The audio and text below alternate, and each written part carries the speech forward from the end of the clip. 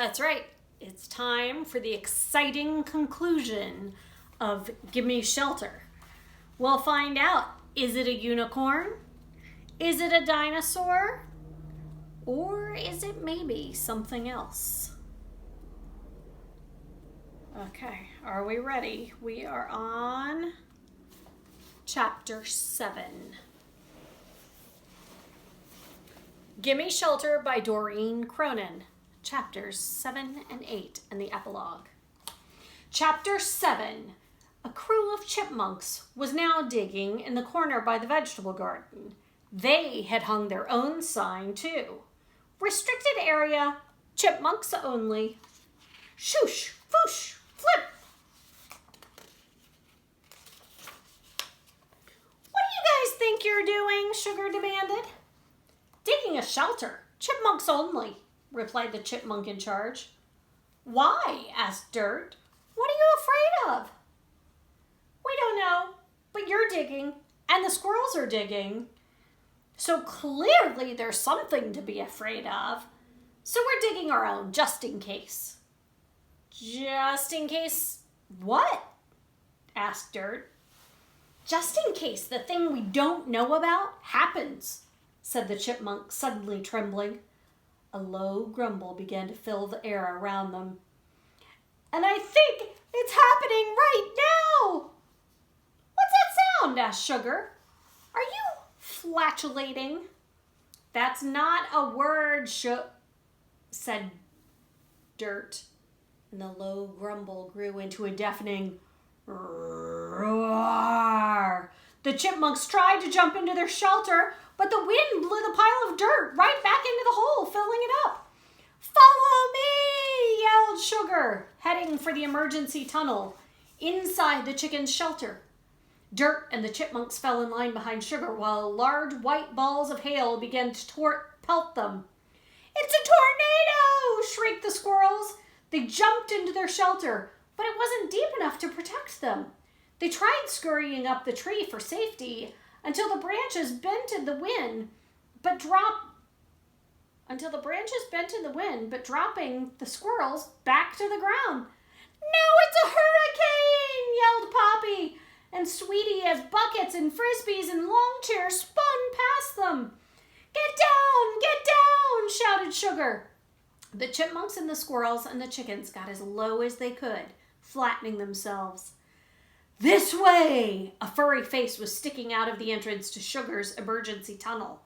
The frightened animals dove in and traveled the now widened tunnel just as something dark came hurtling toward the door, completely blocking out the sun. Chapter 8. Boink, boink, splat, clunk! Plastic furniture, wood scraps, toys, and even a big wheel clattered across the yard, slamming into the chicken coop.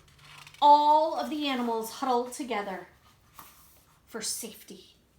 Then the chicken coop itself was wrapped in darkness. Is it a tornado? Asked one of the chipmunks. It can get very dark before and during a tornado, said Sweetie, but I'm not seeing the telltale cylinder. I think it's a hurricane, said one of the squirrels. The wind is so strong. A hurricane can have winds up to 200 miles per hour, said Sweetie, but torrential rain is more typical. It must be a meteor, said Poppy, his face feathers still perfectly in place. I saw something big and dark coming toward the door. Unlikely, said Sweetie. We would have felt the impact, but it could be a derecho. They all stared at her. It's a wind shear accompanying a strong line of wind or a wall of thunderstorms. Some say it comes from the Spanish word for straight, Sweetie explained. They all stared at her. A girl can study sugarology, astronomy, and meteorology all at the same time, you know, answered Sweetie.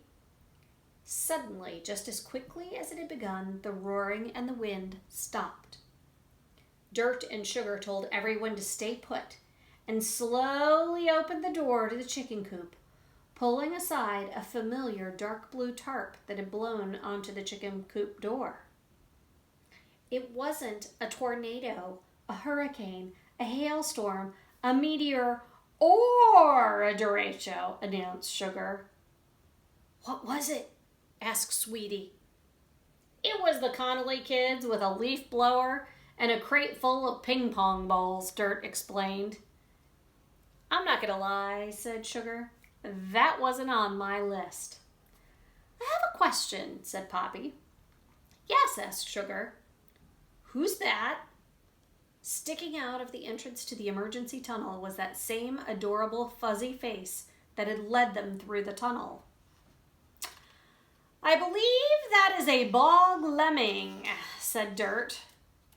Wow, I didn't think they actually existed. Bog lemmings are small rodents who dig underground burrows, said Dirt. My guess is that all the digging in the yard might have been interfering with her home. If I'm not mistaken, said Sugar, she's the one who widened the tunnel so it would be big enough for all of us to make it to the coop.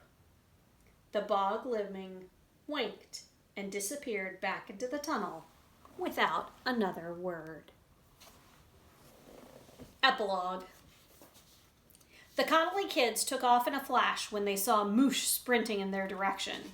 She cleared that fence by an easy foot, and the back door to the Connolly's house wasn't strong enough to keep her out. The Connolly kids found themselves between a rock and a hard place. The rock being Moosh, and the hard place being, well, Mrs. Connolly. I don't think they'll be allowed outside the rest of the summer. I picked Moosh up by the scruff of her neck and carried her back out to the giant moosh-shaped hole in the door. Oh my goodness, look at that. She'd gone through so fast she made a hole in the door. Everything that had been buried in the yard came to light, including the T-Rex eating unicorn, which was in reality a garden tool and some marbles. Nope, it wasn't on my list either. The squad and the chipmunks and the squirrels all worked together to make something out of the scrap wood, the ping pong balls, the marbles, the gardening tool, and everything.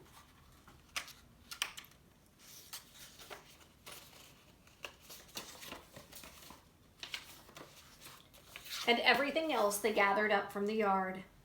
I think we should call it E pluribus unum, announced Dirt. It's Latin for one big hole, said Sugar, tearing up with emotion.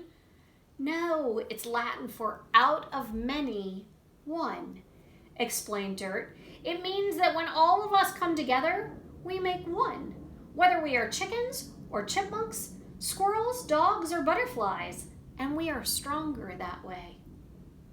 That works too, Sugar admitted. The statue stands at the entrance to the pool they had all dug together.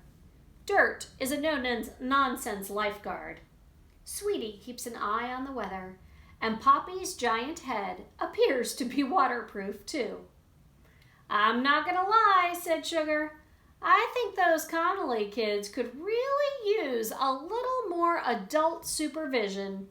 They cause all kinds of trouble out here. That's when I pushed her into the pool. So that was kind of fun. Give Me Shelter, a Chicken Squad book in the Chicken Squad series by Doreen Cronin, published by Simon & Schuster. And we have several more of these books. You see the series down here.